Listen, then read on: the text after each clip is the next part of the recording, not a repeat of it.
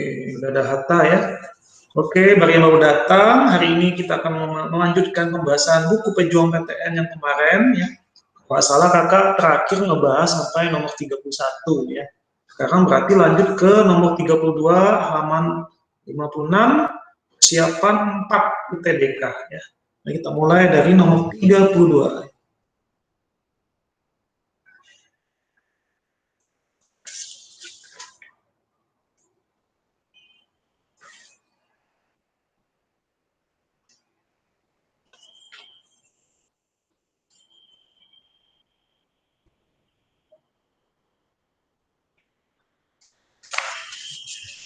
Oke, sebuah silinder dengan luas penampang lintang ya diketahui.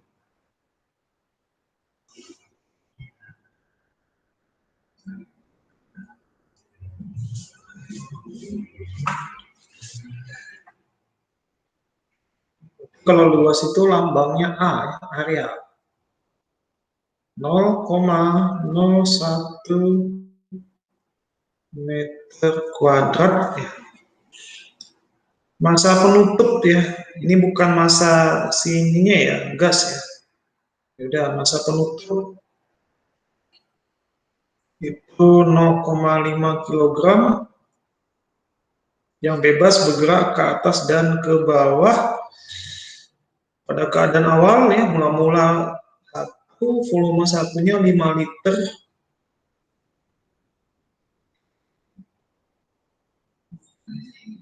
Meter kubik atau jadi meter kubik 5 kali 10 pangkat min 3 meter kubik. Suhu mula-mulanya 27 Celcius ya, dikelvinkan ditambah 273. Jadikan Kelvin 300 Kelvin ya. Gravitasi 10 kemudian dipanaskan ya, T2 ini. T2-nya di sini 327 tambah 273 jadi 600 Kelvin.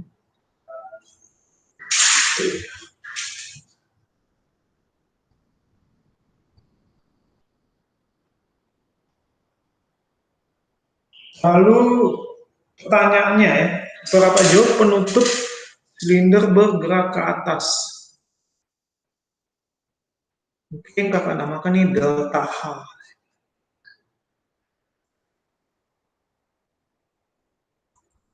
Kita jawab ya. Ini pakai apa ya? Usaha ya. Ini kalau kita pakai logika ini kita manasin gas ya di dalam tabung. Tabung itu makin panas, volumenya kan meningkat ya.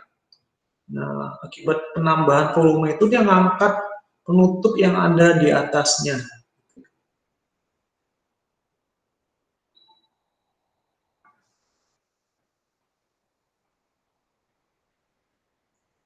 Nah, ini karena penutupnya bebas bergerak, ya.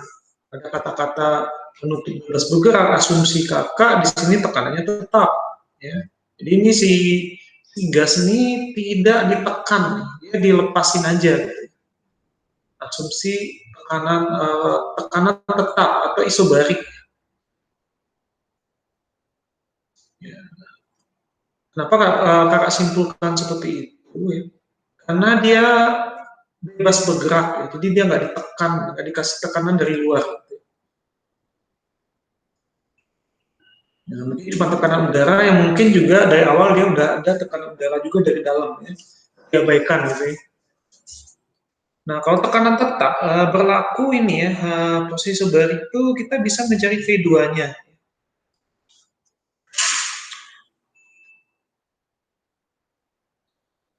Ya, harusnya kita bisa mencari V2-nya ya pakai ini ya. Perbandingan ya. Volume 2 banding T2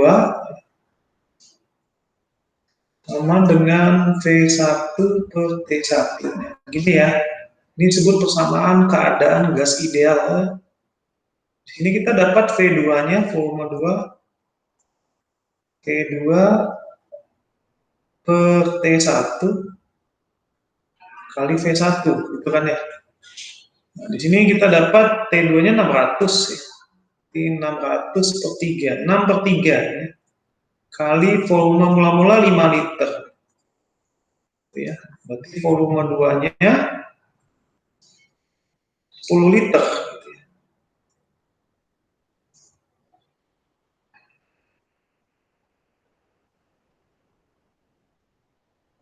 Nah, ini kita bisa mencari perubahan ketinggiannya dari sini ya. Jadi karena di sini apa ya, volume 2-nya itu 10 liter karena dipanasin sampai 600 Kelvin gitu ya. Tapi ada pengurangan tekanan nih, kakak harus periksa dulu ya nih. Ya, ya, ya, ya, ya.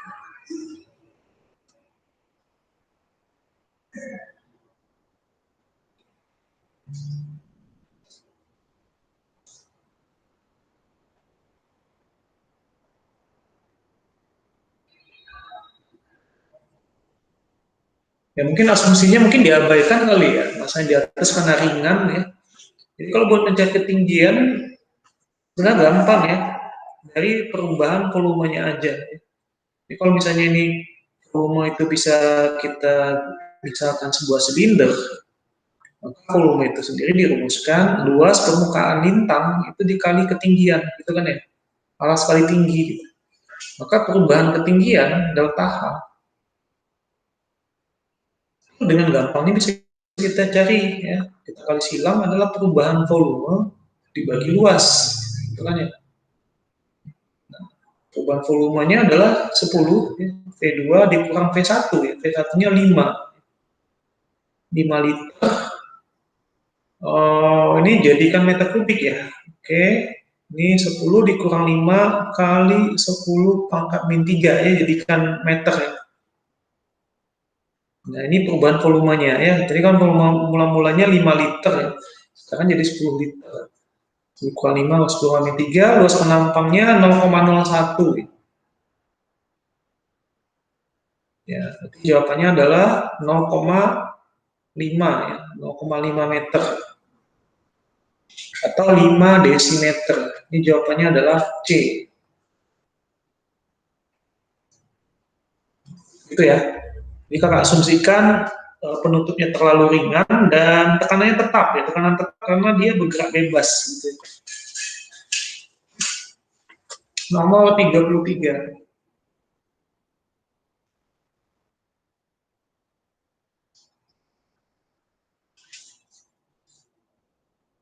Suatu sampel gas ideal mengalami proses termodinamika seperti pada gambar ya. Dari A ke B dia adiabatik ya, diketahui. Kalau adiabatik dari A ke B itu 0. Kita ketahui kalau proses adiabatik kalornya 0. B itu 0 gitu kan, adiabatik ya. B ke C isobarik ya kan. Dengan menyerap kalor 345 Q dari B ke C diketahui adalah 345 kilojoule. Nah, ini proses dari B ke C itu isobarik, hanya tetap. Sedangkan dari A ke B tadi adiabatik Q-nya 0 ya. Dari C ke D isotermal ya. Jadi kalau isotermal yang tidak berubah adalah energi dalamnya. Jadi delta U, delta U dari C ke D itu 0. Nah, ini ciri-ciri dari isotermal. Ya. Kenapa? Karena dia isotermal.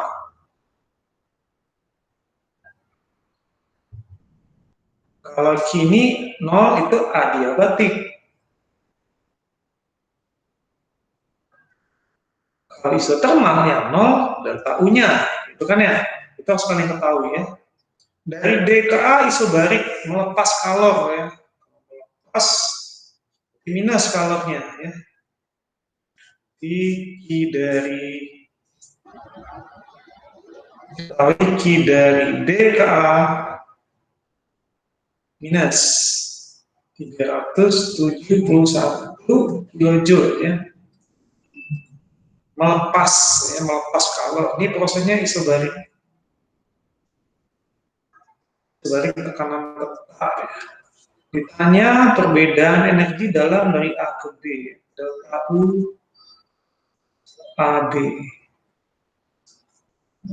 Kita pakai ini aja ya.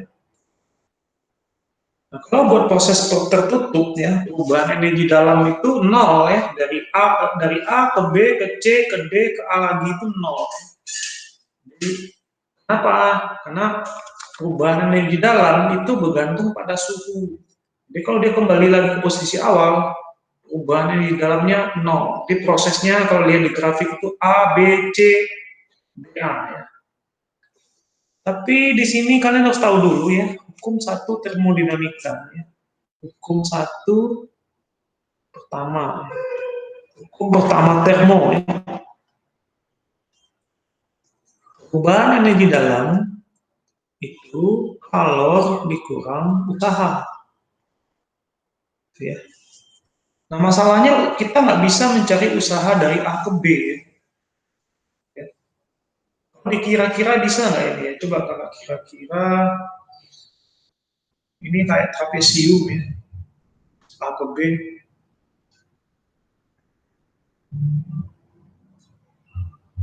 Sedangkan kakinya 0, usaha. Coba nih pakai cara cepat aja, coba kakak coba lihat, coba kakak misalkan dulu ini kayak trapesium. Ini kalau salah nanti kita pakai cara biasa gitu.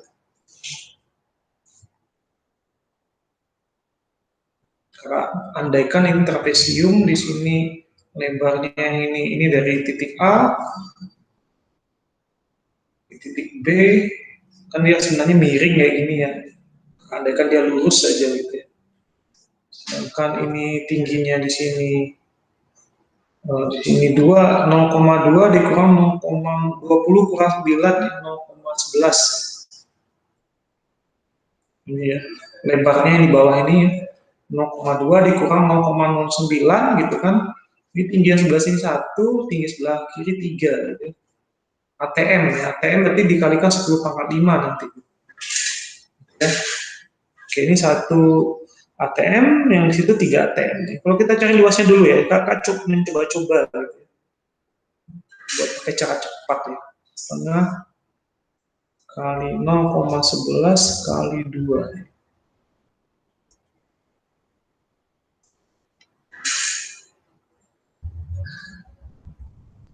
Jadi 11 kali 10 pangkat 3. Nah, jadi jawabannya adalah C. Ini cara cepat ya. Kenapa? Kenapa C? Karena ini kan luasnya kan, kalau ini kan trapesium. Kalau ini kan agak berkurang dikit, kenapa? Karena di melengkung. Nah, gini ya. Asik tuh luas yang ini nih. Ya, ini cara cepat dari kakak ya. Kalau pakai cara biasa panjang ini deh. Nah, di sini kalau kita anggap dia luas, usaha itu luas ya. Usaha itu kan luas kurva ya. Jadi luas ini menyatakan usaha ya. Usaha dari A ke B itu luas trapesium ini ya. Nah, kakak mendekati luas trapesium. Tapi di sini kan dia bukan trapesium, logikanya di sini dia lebih kurang dikit karena dia melengkung gitu ya. Berarti dia dekat-dekat dengan 11. Jadi usaha dari A ke B, nah itu pakai rumus ini kan rumus hukum satu termodinamika ya. Terus delta UAB sama dengan QAB gitu ya, dikurang WAB.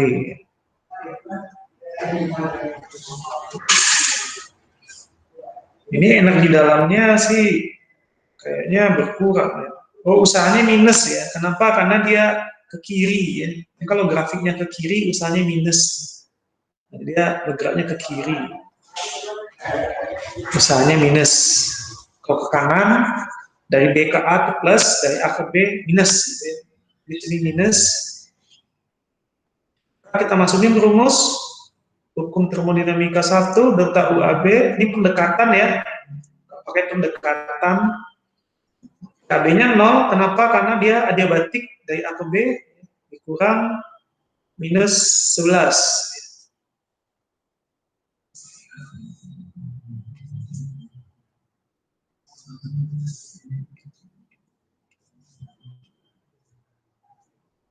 Maaf ya, 10 pangkat 3 itu kilo ya, kilojoule. Jadi jawabannya mendekati ya, mendekati 11 kilojoule. Nah, karena mendekati, di sini logikanya karena luasnya lebih dikit, ya, pasti jawabannya yang dekat-dekat situ ya. Ambil jawabannya C. Nah, itu delta UAB sama dengan 9 kilojoule.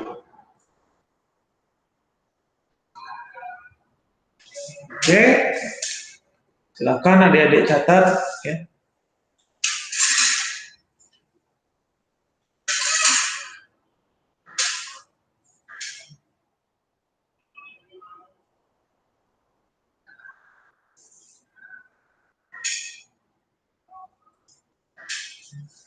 Kalian harus ingat rumus trapesium ya. Oke, ini di sini nih.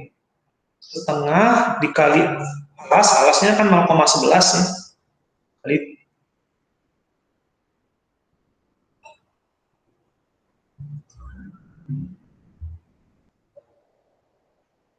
maaf, ini kakak salah ya cari luasnya ya. Sorry. Udah benar ya, setengah kali 0,11 3 tambah 1, ini 4 ya, maaf. Bukan ini jawabannya. Nah, sabar. Maaf. Karena kali 0,11 kali ini ya, 1 tambah 3 gitu ya. Yang pendek sama yang panjang gitu kan ya. Ini 22 ya. 22 ini 0,22. Ini kali 10 pangkat ATM itu jadikan Pascal pangkat 5 gitu. Oke, 3 tambah 1 4. Oke, 4 bagi 2 2 ya. Oke, 22 jawabannya. Berarti kita ambil 19 ya, di bawahnya 22. Itu kan logikanya gitu ya. Jawabannya ini sebentar, itu dihapus. Oke. Berarti minus 22 kilojoule. Jadi yang mendekati tapi yang di bawahnya sedikit karena kita dia melengkung gitu ya. Kalau gini kita asumsikan dia lurus gitu kan dari A ke B gitu kan. Oke. Nah, jadi jawabannya adalah A ya. 19 kilojoule. Oke, silakan ada yang catat dulu ya.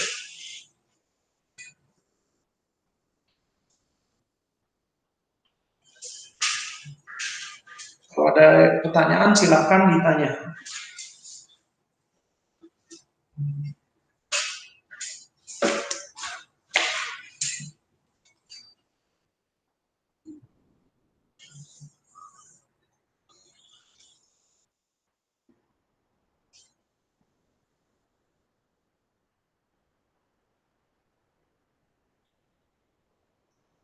Ini kalau pakai cara biasa ya nomor 33 ini panjang ya, ada 4 langkah ya. Kita cek prosesnya satu persatu. B, C, C, D, D, A, A, B. Tapi kalau dengan pendekatan yang kakak buat ini bisa dengan cuma satu langkah saja. Yang luas doang ya.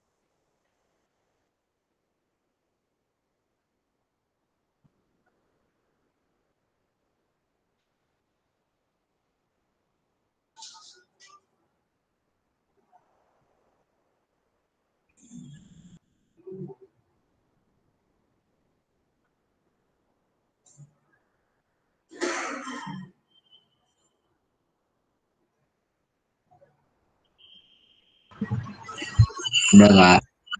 Udah, kita lanjut lagi nomor 34 ya.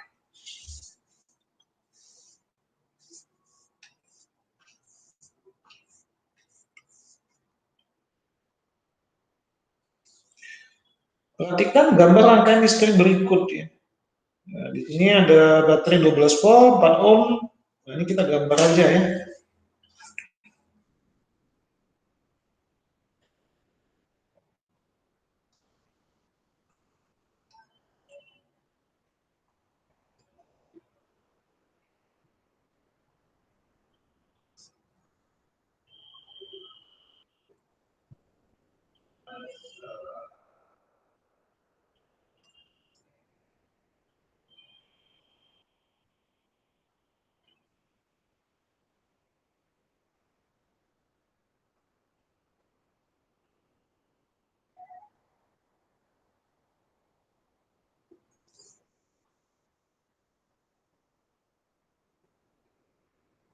Di sini dikasih baterai ya, 3 volt.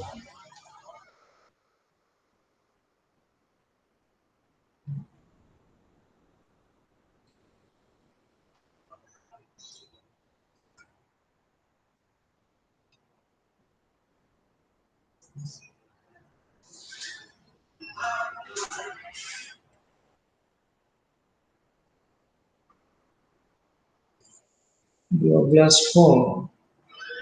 Oke. Dan daya yang terdisipasi pada hambatan 2 ohm ya, ditanya daya ya. Tanya daya pada 2 ohm. Kita kasih aja nama ya, ini R1, R2, R3 gitu ya. R1, yang ini R2, yang di bawah R3. Oke, yang ditanya adalah Q2 ya, daya pada hambatan 2. Jawab ya. Ini nggak susah ya, langsung pakai hukum ini aja ya. Kirchhoff satu ya, nah ini cuma satu loop ya. Di sini udah pasti karena dia paralel, berarti tegangan di sini ke sini itu 3 volt ya kan. Ya, ini positifnya, ini negatifnya. Kenapa dia ngikutin baterai ini kan, paralel ya. Oke, jadi jadi ya, kita bayangkan ada dua baterai yang berlawanan ini ya. Jadi kan baterai yang di sini itu sana gitu ya arahnya. Tapi baterai yang ini ngelawan gitu kan, sana gitu ya. Kita tinggal kurangin aja buat cari arus listrik, tinggal cari aja I gitu ya. Hukum Kirchhoff, sigma E, sigma baterai dibagi sigma hambatan ditambah dengan hambatan dalam, gitu kan ya. Hambatan dalam baterai. Oke, tinggal masukin aja ya, baterainya berlawanan, dikurangin aja ya. 12 min 3. Nah, hambatannya cuma 4 dan 2 ya, karena di sini udah kecakup ini berupa tegangan gitu ya. Yang sebelah sini, nah ini dia kecakup seperti sebuah baterai 3 volt gitu ya. Jadi hambatannya cuma 2 ya, 4 dan 2 ini, 4 tambah 2 gitu kan. Nah, gitu ya, logikanya gitu ya. Ini 9 per 6 ya. 3 per 2 berarti 1,5 ampere. Nah, daya P2, nah pakai rumus daya, pakai I aja ya, karena dia satu rangkaian aja, satu kawat harusnya sama, I kuadrat kali R2, gitu kan ya. I-nya 1,5 kuadrat, R2-nya 2. Berarti 2,25 ya, kalau dikuadratin kali 2. Kak. 4,5 ya, 4,5. Ada ya, Brik? Kak. Ya? Tapi itu bukannya searah Kak, enggak ya? Enggak lah, ini kan ini yang panjangnya ke atas ini kan, ya benar ya, yang 3 volt ya. Nah, yang 12 juga ke atas ya, nabrak dia. Gitu kan. Nah, ibaratnya kalau kita bikin ini kan kutub positif ya, ini negatif. Nah, ini juga gitu, ini positif, ini negatif. Ya kan benar ya? Oh, gitu iya. kan. Ya, berarti kan di sini kan begini kutub positif, kutub negatif ya. Yang bertabrakan gitu ya. Mana ya, kalau kita misalnya kita pindahnya 12 volt ke sini udah kayak gini dia. Nah, ini 3 volt ke sini kan. Gitu ya. Nah, ini kan perlawanan ya, benar ya?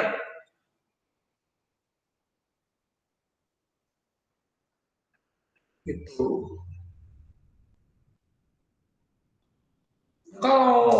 Kalau gini ya pasti yang hambatan sebelah sini yang 4 ohm dia otomatis mengikuti yang 3 volt ya. Nah, dia paralel. Kalau paralel berarti kan logikanya yang warna hijau yang kakak lingkarin ini dia ibarat sebuah baterai yang memiliki tegangan 3 volt gitu ya. Gitu. Nah, kalau dilepas ya jadi kayak gini aja dia nanti nih. Kalau disederhanakan rangkaiannya, nah, ini kayak gini dia.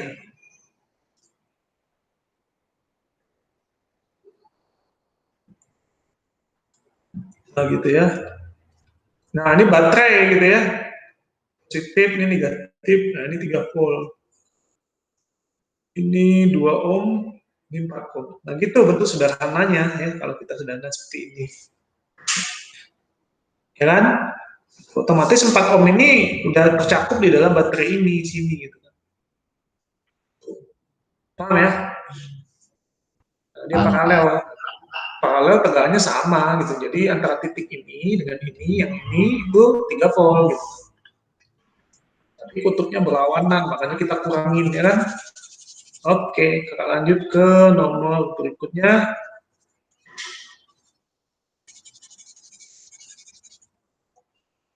Karena caranya cara-cara simpel semua nih ya. Mudah-mudahan kalian ngerti ya. Cara cepat ya. Oke, 35 UM-UGM. Oke, sebenarnya sama aja ya. Ujian perguruan tinggi itu soalnya hampir-hampir sama ya. Mungkin yang rada susah memang SIMAK UI ya. Cuma nggak begitu beda jauh dengan mereka. UM-UGM utul ini juga lumayan ya, lumayan susah. Oke lah, kita lanjut nomor 35, dua buah bola masing-masing bermassa 1 gram. Dua buah ya. Diberi muatan yang sama besar juga ya, lalu diletakkan sejauh 3 cm satu sama lain.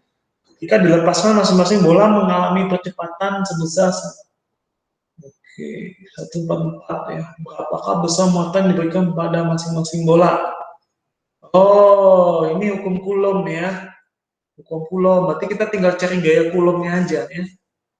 Oke, diketahui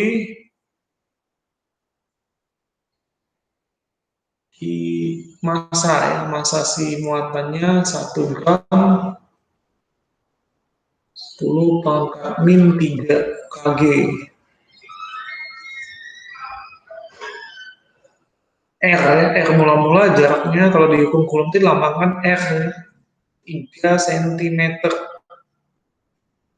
3 kali 10 pangkat min 2 meter gitu ya. Percepatan ya karena dia kena gaya ya berarti dia pas dilepasin dia terbang gitu ya.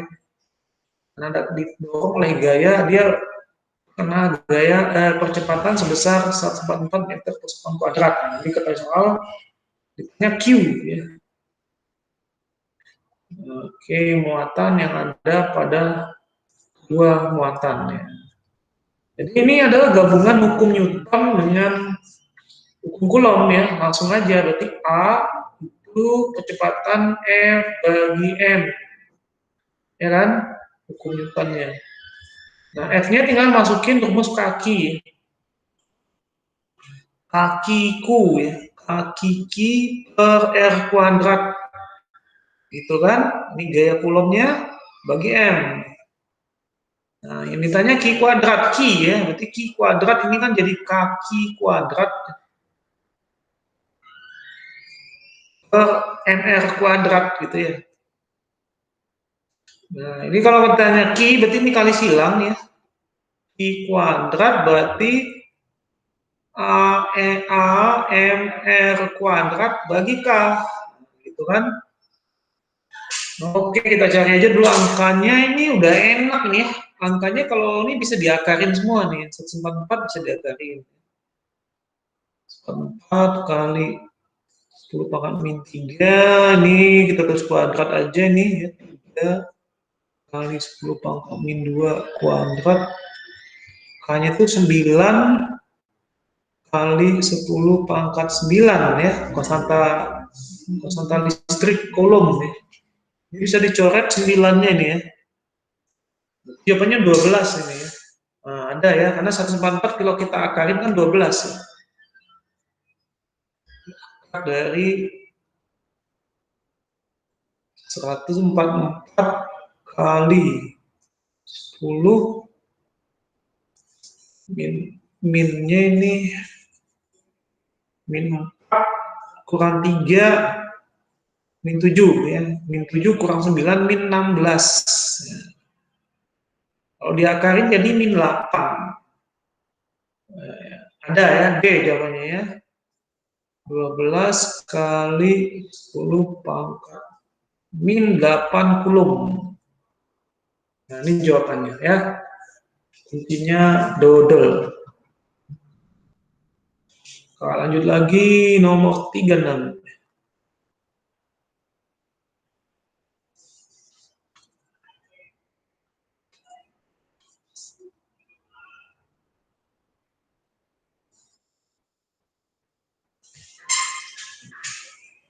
Dua buah kawan yang tidak saling singgung ya. 6 ampere dan I2 8 ampere. Yang mana I1 I2-nya yang mana dia? Ini gambarnya tidak lengkap ya. Arah dan besar medan magnet pada titik P dengan A 2 cm.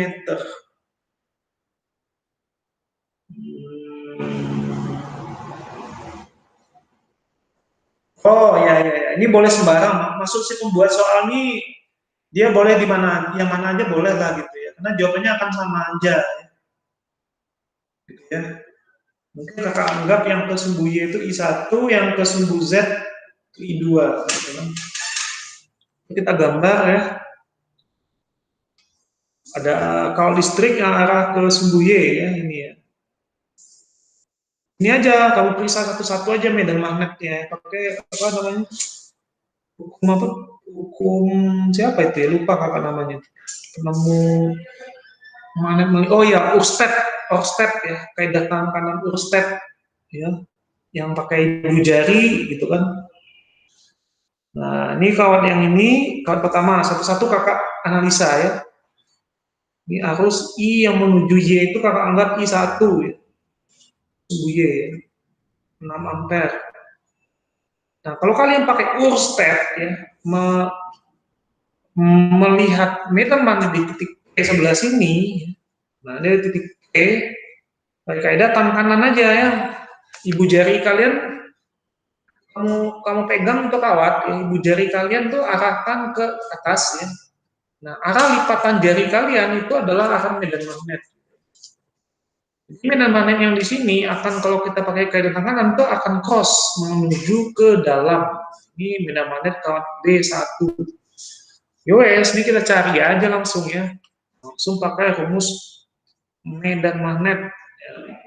Ini rumusnya ingat lagi ya, mu 0 I per 2 pi A. Masukin angkanya, ini konstanta magnet 4 pi mu 0 itu ya, kali 10 min 7. Nah, arusnya yang ke atas itu 6 ampere ke 2 pi A. A itu jaraknya ya, jarak tegak lurusnya. Ini A, yang jaraknya itu 2 cm ya. Ada di soal. Ini nggak kakak catat yang diketahuinya kenapa? Karena ini terlalu panjang ya kalau kita catat ini. Udah kalian catat aja sendiri di soalnya ya. Ini coret. Ini B1 sama dengan 3 sisa angka 6 ya. 6 kali 10 min 7 min 2 jadi min 5 Tesla ya. 6 kali 10 pangkat min 5 Tesla. Nah, ini kan kunci jawabannya pangkat min 4 ya. Jadi kita giniin aja ya. Ini jadi min 4 ya jawabannya ya, pangkatnya. Oh iya, yang ngerti. Jadi ini harusnya jawabannya pangkat min 6 harusnya ya. Nanti kita pikirin dulu ya. Coba kita lanjutin menghitung yang B2-nya ya, satu lagi ya. Nah, B2 itu kesumbu Z ya. Jadi kalau kesumbu Z itu kalau kita bayangkan 3 dimensi itu keluar dari bidang ya. Jadi si kawat ini menuju kalian ini gitu kan, kawat yang satu lagi ya. Ini si kawat ini kalau gambar warna biru ini kawat, itu titik dia menuju kalian. Nah, itu kan. Nah, dia kesumbu Z. Ini I2. Nah, I2-nya 8 ampere.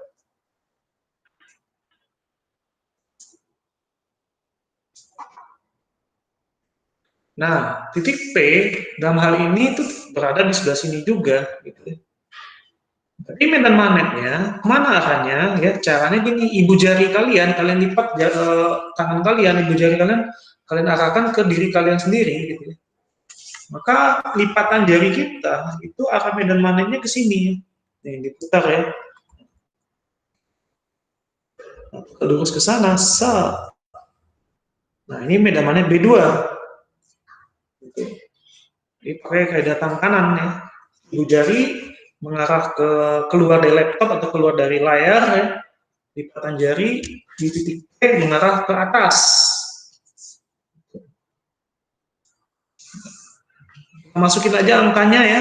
Tinggal masukin aja B2-nya nanti dapat 8 ya. Karena di sini kan 6. Ya kan? Kalau sini berarti 8 dong gitu ya. Nanti dimasukin aja angkanya. Dan jaraknya sama ya. Nah, maka resultan medan magnet karena dia saling tegak lurus ya. Sigma B di titik P, yang satu medan magnet arahnya cross, yang satu arahnya ke atas, itu logikanya dia saling tegak lurus. Kalau saling tegak lurus pakai Pitagoras. Ya. Di B1 kuadrat ditambah B2 kuadrat gitu ya. B1-nya 6, B2-nya 8, pangkat min 5. Kita 6 kuadrat tambah 8 kuadrat 10 ya. Oh ya, pantasan jawabannya 10 pangkat min 4 ini. Benar ya. Jadi benar ya, jawabannya 10 pangkat min 4 Tesla. Lalu arahnya kemana gitu ya? Logikanya gimana tuh ya? Satu ke atas, arahnya pasti ke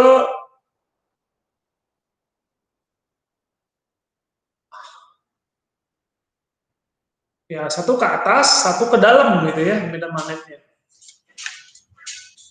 Berarti arahnya ke arah vertikal ya, mengarah ke atas ya, karena ngangkat ke atas medan magnetnya ke arah B2.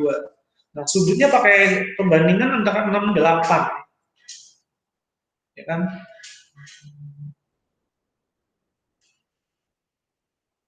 Jadi pakai sudut tangan theta ya. Y per X ya. Y-nya ke atas ya, medan magnetnya ke atas itu B2 dibanding B1 gitu ya. Nah, sudutnya berarti B2-nya 8 gitu kan, 8 per 6 tinggi. Tangannya 4 per 3, 53 derajat. Nah, dia mendongak ke atas ya. Jadi medan magnetnya keangkat sama B2 ke atas. Jadi kalau dihitung dari arah mendatar horizontal, berarti dia 53 derajat terhadap arah horizontal atau 37 derajat terhadap vertikal gitu ya. Kita bayangkan gitu ya. Jadi kalau kakak bayangkan kayak gini dia. Kalau B2-nya ke sini, kakak gambar di bawah ini kecil-kecil gitu ya. Ini B2, kalau B1 ini kakak bayangin ke sana gitu ya. Nah, maka resultannya itu ke sini. Nah, BP. Nah, 53 itu yang ini kan. Nah, ini theta terhadap horizontal. Nah, kalau terhadap vertikal berarti 37. Gitu kan? Makanya jawabannya nggak ada yang 53 ya. 53 terhadap horizontal nggak ada. Yang ada 37 terhadap vertikal. Ini hati-hati nih soal super hot ya. Jadi jawabannya adalah 37 terhadap vertikal ya, ke arah vertikal. 37 ke arah vertikal. Benar ya, B ya. Jawaban paling tepat adalah B. Ini soal kayak gini lebih enaknya kita belajarnya ini offline ini. Nanti kakak bisa menjelaskan pakai kaidah tantangan gitu ya. Jadi ya nantilah kalau kalian mau penjelasan lebih lanjut nanti kita bisa ketemu lagi ya. Amin. Oke, silakan dicatat dulu ya. Oke.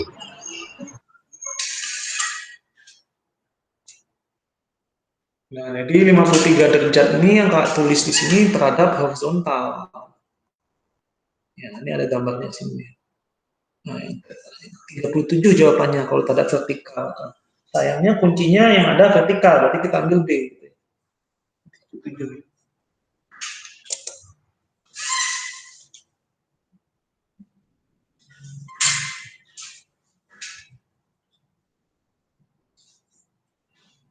Ini kan soal kayak nomor 36 ini harus diperagakan langsung di depan kalian ya. Harus offline belajar.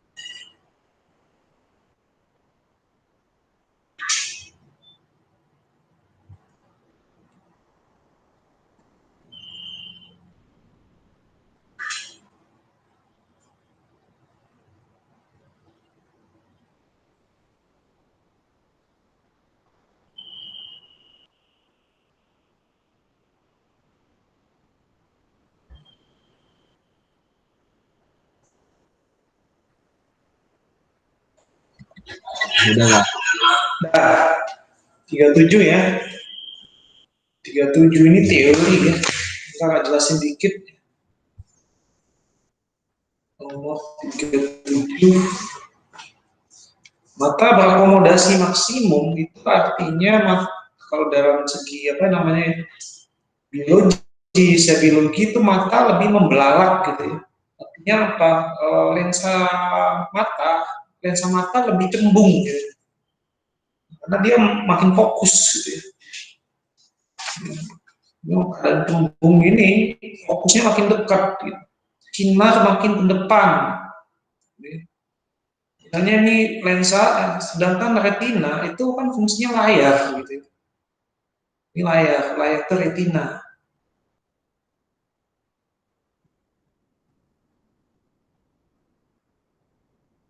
Nah, yang depan ini lensa mata. Ya.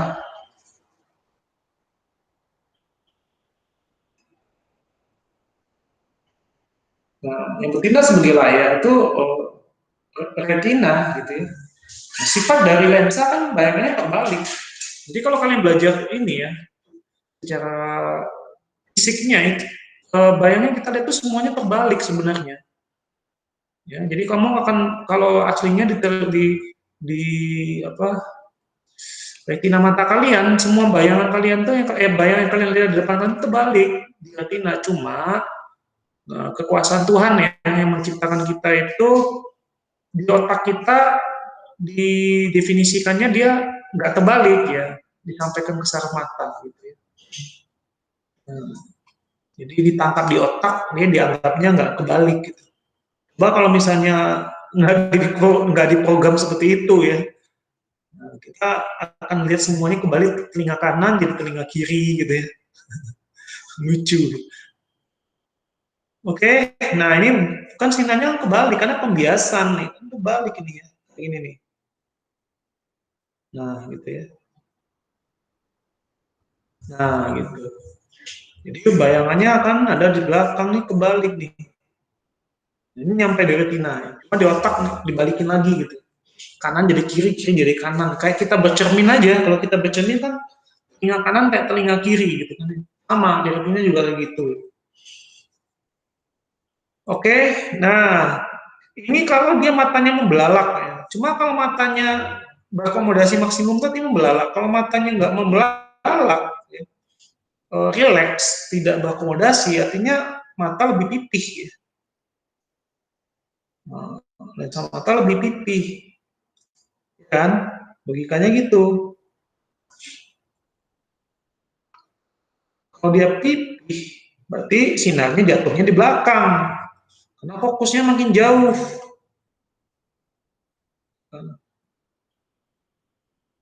Nggak fokus gitu ya. Nah, yang mana hijau? Ini misalnya hijau ini titik fokus. Ya.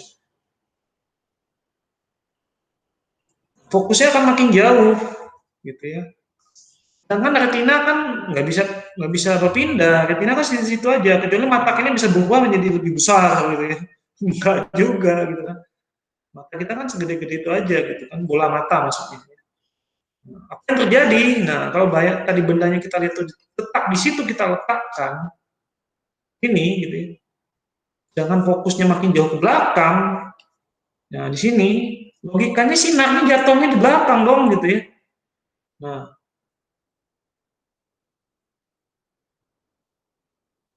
dia kok langsung ngumpul ya. Nah, gitu ya.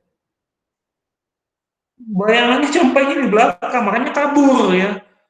Jadi kalau mata kita nggak fokus kan suka lihat tuh kabur ya. Nah, ini bayangannya jadi kayak gini ya. Oke? Nah, jadi jawabannya adalah kalau dia tidak berakomodasi, maka dia berada di belakang retina dan terbalik. Ah, jawabannya. Paham kan? Karena fokusnya makin jauh, ya. Matanya pipih. Berakomodasi itu pipih. Kalau berakomodasi masih itu bung ya.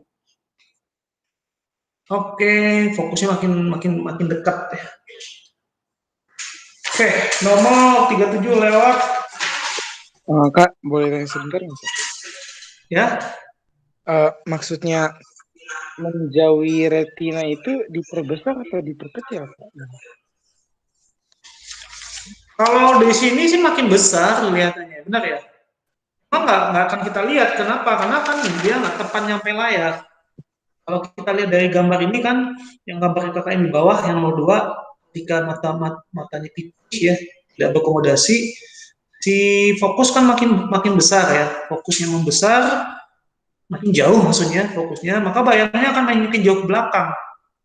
Ya, kalau bayangan makin jauh ke belakang, bayangnya besar, cuma nggak jelas. Oh, ya. Jatuhnya jauh ke belakang gitu kan. Kalau ini, walaupun bayangannya kecil, tepat di mata kita, di layar retina. Nah, itu jelas, dia tidak kabur gitu ya. Oh, oke Kak. Kamu pernah pakai ini ya, pakai loop ya? Ada kan kita kadang-kadang kita pakai loop melihat uang gitu ya, Pak. Kaca pembesar. Iya, kaca pembesar. Oh, Cuma dia besar, cuma nggak jelas hurufnya gitu kan. Ada kayak gitu kalau kita nggak tepat gitu ya. iya. Tapi kalau kita setting gerak-gerakin dikit, nah pada suatu saat ada kondisi optimal dia ketika itu kita lihat uangnya jadi jelas gitu. Kita pakai loop. Nah kayak gitu. Sama dengan kita mengubah-ubah akomodasi mata kita ya. Oke Kak. Oke ya. Ya 7 itu gitu, jawabannya A ya. Dia jatuhnya di belakang retina, jadi nggak mata kita tidak fokus ya maka bayang itu jadi membayang-bayang nggak kelihatan. Oke, lanjut nomor 38.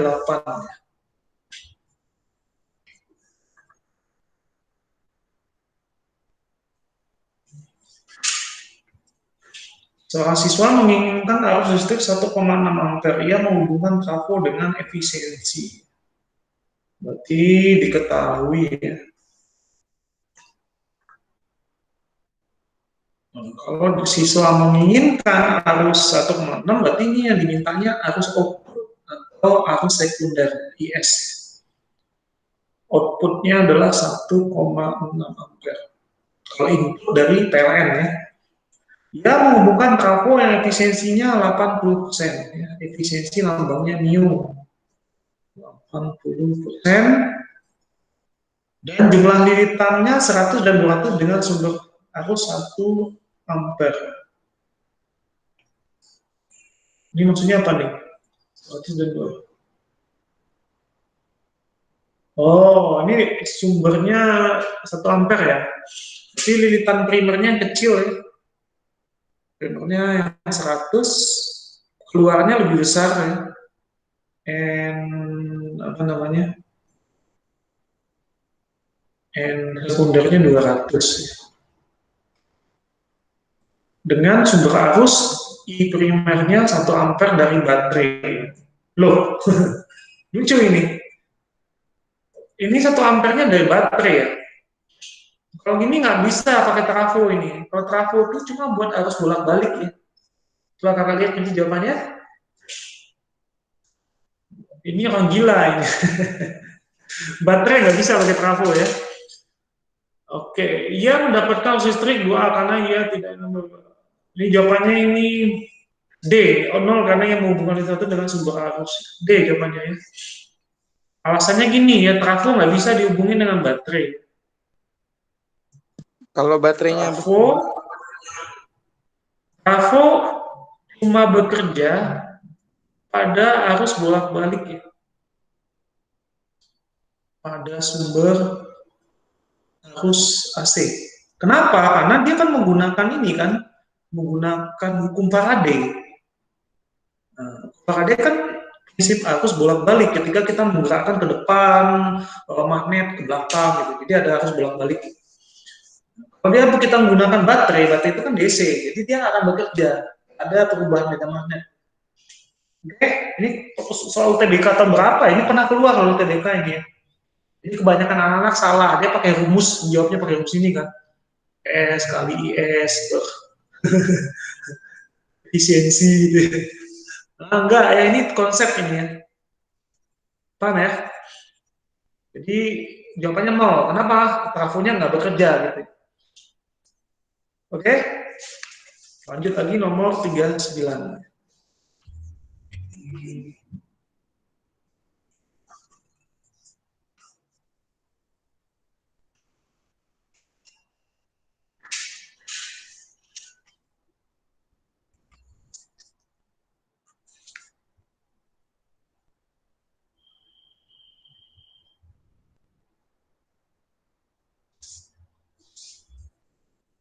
Untuk mendeteksi struktur sebuah inti yang beradius 10 pangkat min 15 meter sebekas elektron dari sebuah akselerator partikel ditembakkan pada sebuah target padat. Biasanya ini kan percobaan kayak gini menentukan jari-jari atom ya. Jika panjang gelombang elektron sama dengan radius inti, maka akan terjadi efek difraksi ya. Nah, difraksi itu diukur nanti buat mengukur atom ya. Dalam kasus ini besar momentum sebekas elektron yang diperlukan. Ya. Katanya panjang gelombangnya sama dengan radius inti, ya, diketahui. Lambdanya ada ya, radiusnya dikasih tahunya adalah 10 pangkat min 15 meter. Ditanya momentum partikel. Jawab, nah ini pakai apa namanya hipotesa de Broglie ya. Mengenai momentum partikel.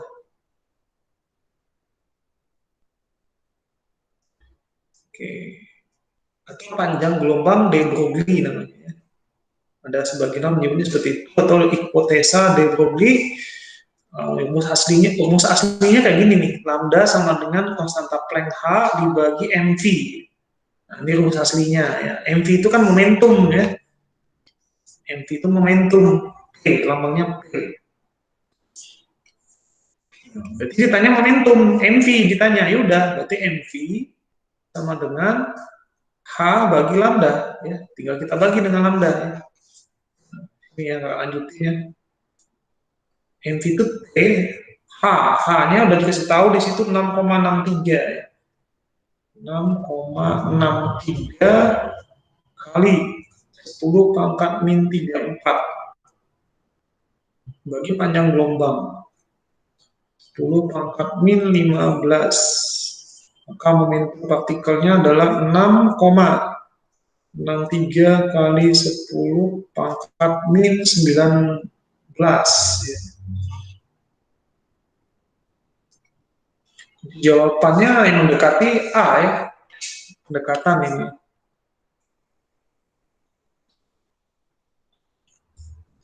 Oh ya.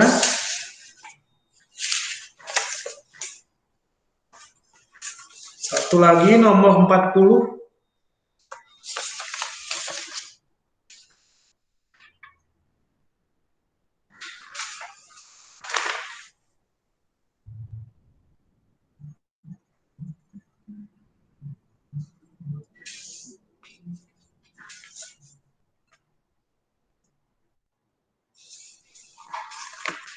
Sebuah partikel bermasa diam N0 bergerak sampai sedemikian rupa sehingga energi totalnya 2 kali energi diamnya.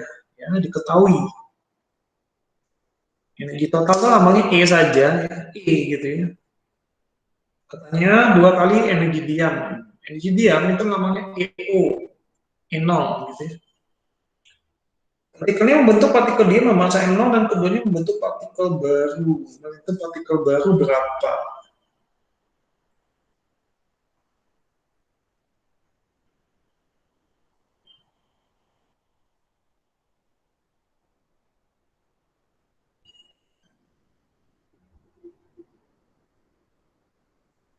Maksudnya apa ya? Keduanya membentuk partikel baru.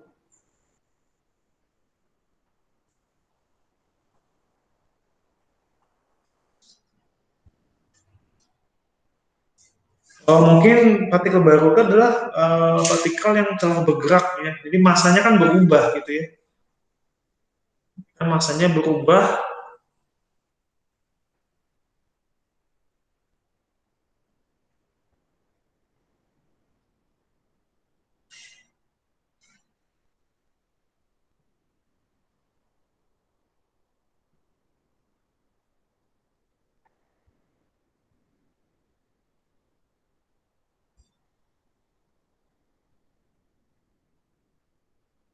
Ini bahasanya kayaknya harus dibenerin nih. Partikel ini membentuk partikel diam yang bermasa M0 dan membentuk partikel baru gitu aja ya, bukan keduanya, kan dia nggak pecah ya. Jadi di sini kayaknya seperti itu ya. Ini bahasanya kayaknya salah nih. Di sini tidak pecah ini partikelnya. Ini partikelnya cuma karena dia bergerak secara teoritis menurut teori relativitas Einstein, kalau benda bergerak dengan kecepatan tinggi, masanya akan berubah gitu ya. Momentumnya berubah, bukan pecah ya. Jadi ditanya adalah momentumnya yang baru gitu ya, setelah dia bergerak itu. Gitu. Itu maksudnya mungkin ya, kakak. Nah seperti itu kalimatnya dibenerin itu ya, partikelnya membentuk partikel diam yang bermassa nol dan membentuk partikel baru gitu mungkin ya. Jadi keduanya itu dicoret aja. Salah itu ya. Oke, ditanyanya adalah momentum setelah bergerak dengan kecepatan cahaya ini. Oke, jawab ya. Oke, yang penting dalam soal ini kita mencari konstanta Laplace ya. Jadi hubungan energi total dengan energi nol ya, ini rumusnya. Ini adalah dirumuskan Laplace itu ya gamma ya dikali E0. Ini rumusnya ya. Gamma sendiri ya, gamma sendiri itu adalah seper ya. Ini disebut konstanta transformasi Laplace. Nah, kalau kalian buka teori relativitas Einstein itu dirumuskan seper R gitu ya. 1 dikurang kecepatan gerak partikel dibagi kecepatan cahaya ya dikuadratkan. Ya, ini rumus konstanta Laplace. Nah, disinilah kalian dapatkan nanti kecepatan gerak partikel, ya kan? Ini rada susah nih soalnya nih. Oke, nah, di sini di jawaban di sini kelihatan gamanya 2 gitu kan ya, gamanya 2, sama dengan 2. Nah, dari mana? Dari soal ya, kalian kan di sini ya. Nah, ini gamanya 2 ini gitu kan. Gitu ya. Jadi kita balik ya, kita balik. Jadi biar enak hitungnya. Jadi 1 dikurang V per T kuadrat, ini kan 2 ya. Kalau seper, kalau kita balik nih jadi setengah gitu kan. Karena ruas kiri kita balik, kanan juga kita balik gitu. Lalu karena ini sebelah ini ada akar, lalu kita kuadratkan ya. Kita kuadratkan supaya akarnya hilang. Gitu ya. Nah, jadi akarnya hilang nih jadi kayak gini nih ya.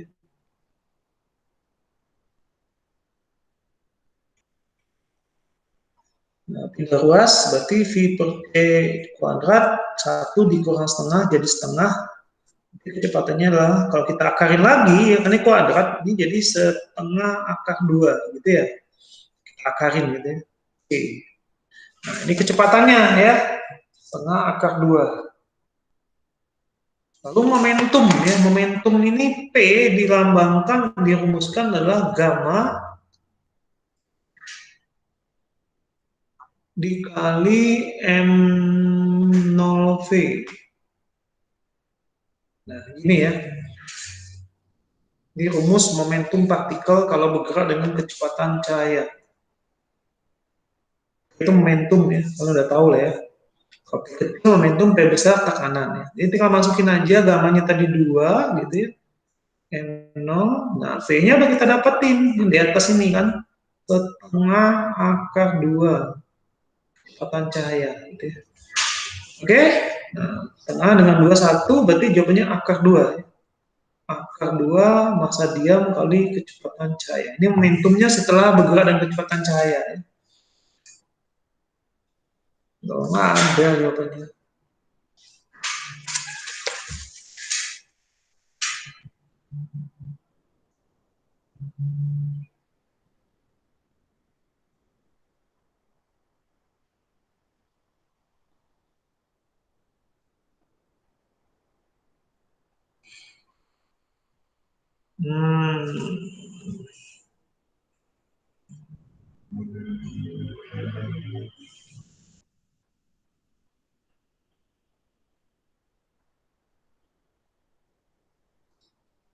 Bentar, pikirkan dulu ya. Kalau dia digabung gimana nih? Kalau digabung,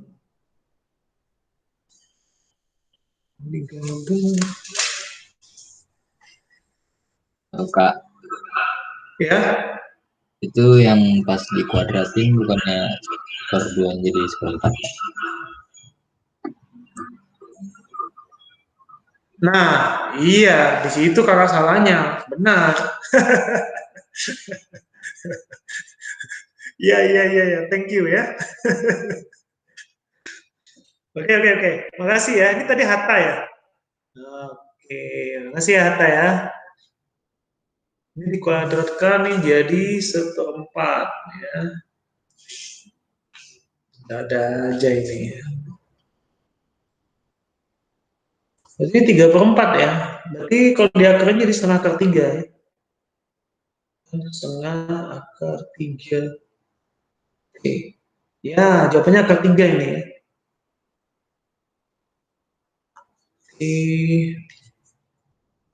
Benar-benar ya.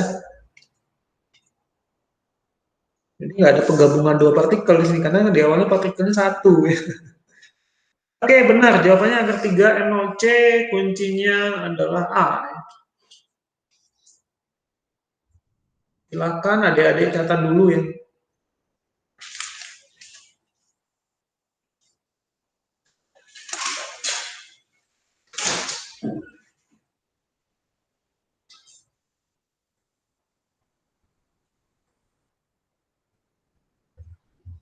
Sudah selesai Kak soalnya kan namanya lagi nanti. Ya.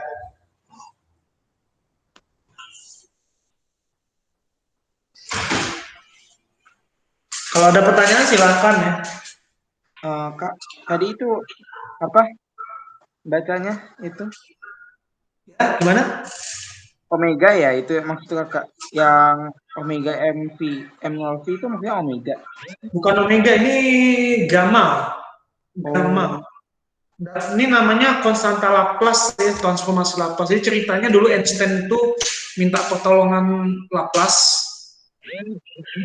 Bukan Laplace, Lorentz, sorry. Dia minta pertolongan Lorentz yang menemukan gaya Lorentz buat menurunkan persamaan matematika dari penemuannya dia gitu ya. Ini namanya konstanta transformasi Lorentz.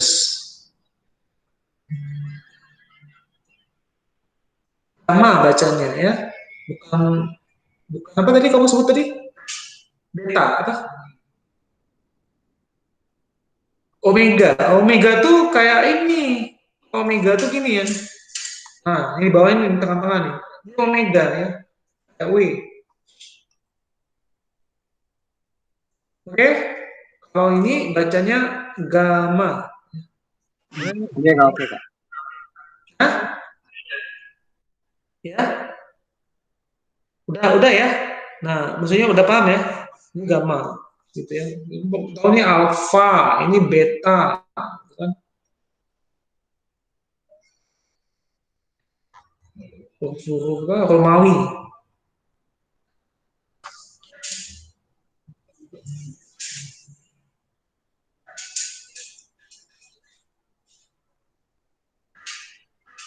Jadi ini bukan Laplace ya, tapi Lorentz, salah. Santa Lorentz. Laplace itu tadi yang di gas. Oke, nanti kita pelajari ya. Konstanta transformasi Lorentz.